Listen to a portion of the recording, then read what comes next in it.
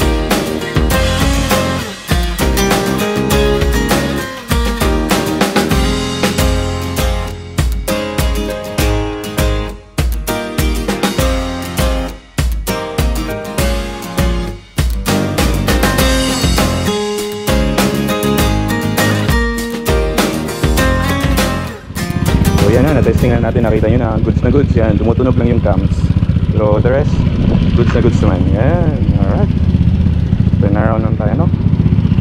Short.